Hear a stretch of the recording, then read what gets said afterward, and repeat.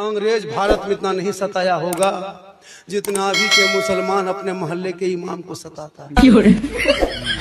24 घंटा ड्यूटी, 7,000 तनख्वाह, वो भी मस्जिद में अकेले पड़ा रहता है। अगर जिन्नात उठा के ले गया तो क्या होगा। इमाम का डेरा देखिए हजरत, मस्जिद में टाइल्स लगा दिया, बहुत मस्जिद में एसी लगा दिया, मीनार 70 फीट खड़ा कर दिया। और इमाम का डेरा देखिएगा, चाल है तो पुवाल नहीं, पुवाल है तो खपड़ा नहीं, खपड़ा है तो मूसा घुस रहा है, निकल रहा है। इमाम को देख के फिर भाग जा रहा है। इमाम साहब चले इमाम का रूम देखिएगा, मस्जिद का जितना चौंगा मशीन बैटरी खराब हुआ, इमाम सब उसी में, सब उसी में सब हजरत। अभी एक जगह गए थे, प्रोग्राम था, लगभग 7-8 महीना हो गया। बोला झारखंडी बाबा आप आ गए? बोला हाँ आ गए।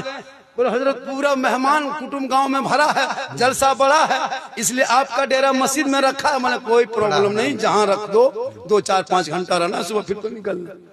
तो इमाम के कमरे में जाके बैग रखे और इमाम के चौकी में जाके बैठे।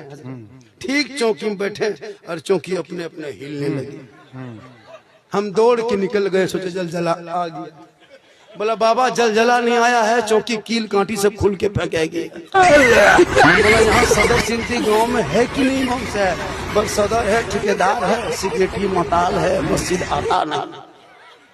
हाँ बोला आपके गांव का मसला है, हमको सब पूछना नहीं है, थोड़ा पंखा चालू कीजिए, गर्मी है, आराम करेंगे, सफर से आए। इमाम साहब उठा, पंखा जाके बटन दबा दिए, टिप दिया। अब पंखा क्यों चले, काहे चले, खाली हमने कहा हुआ इमाम साहब रुकिए रुकिए रुकिए रुकिए, अभी चलेगा, रुकिए रुकिए। फिर झाड़ू तलाश किया, झाड़ू खोजा, झाड़ू ले मारा पंखा, तब फिर हेड़े इमाम साहब का हो रहा है, मथवा घुमाइयो कि पंखे घूमते, बल दोनों घुमाना हो जाए। अजीब हो गया। उसके बाद नकीब साहब लेटे, फिर उठ के बैठ गए। अच्छा, मुहर्रम के कमेटी लड़का लोग खड़ा खेल के ढोल डंका भाला बच्चा गणासा सब बांध के इमाम माथा ऊपर टांग दिया। हम बोले इमाम साहब रात में अगर चूहा या मूसा रस्सी काट दिया तो क्या होगा?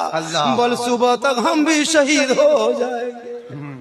बोले या अल्लाह रहम कर, किस गांव में जलसा रखा है जो इमाम के कमरा में टांगा है? हम बोले इमाम साहब को करोड़ घूम के सोने से डर लगता है। ठीक करोड़ घूम के सोए, देखे हजरत जनाजा खाटी भी इमाम के कमरा में कोना में टांगल था। हम बोले अब नहीं बचिएगा, अब नहीं बचिएगा इमाम साहब, ये जनाजा खटिया दे दे सुतिएगा, रात भर मुर्दे सुझेगा। बोल सुझता वही देखते हैं। तो ये इमाम के हाल है, कहते इस्लाम खतरे में।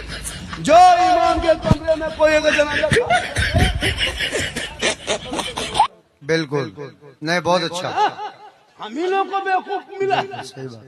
एक के मस्जिद में नहीं आई, एक के मस्जिद में नहीं आई, पूरे गांव। वहां से आप कहाँ गए थे?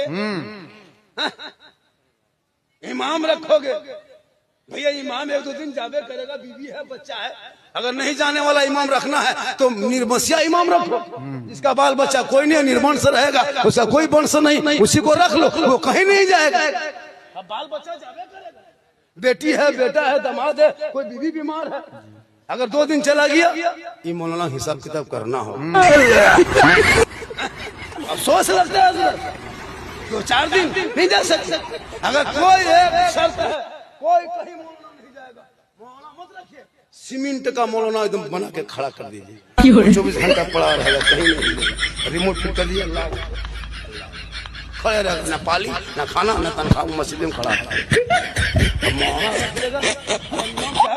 आप अगर किसी से बातचीत मत कीजिए हजरत, इमाम है, चुपचाप पड़े रहे अपने कमरे में, पूरा गांव में चर्चा, ये मौलाना साला गुमराह टाइप का है, बात नहीं निकलता ही नहीं। नहीं निकलता, एकदम गुमराह टाइप। और अगर यहाँ वहाँ बात कीजिए किसी से, ये मौलाना गांव में दुपट्टी कराएगा, लड़ाएगा गांव में। सही बात, सही बात। और अगर जवान मौलाना थोड़ा चश्मा उश्मा पहन के सुरमा काजल लगा के गाड़ी चला दिए, ये मौलाना नजर ठीक नहीं है। सही बात। तो इमाम क्या गाछ में चढ़ के रहेगा? जिस नजर को मौला मौलवी इमाम पर रखते हो वो नजर हटा दो और अपने बेटा बेटी पे वो नजर रखो, तो बेटा गुलाम हुसैन बनता नजर आएगा, बेटी कनीज़े फातिमा नजर आएगा।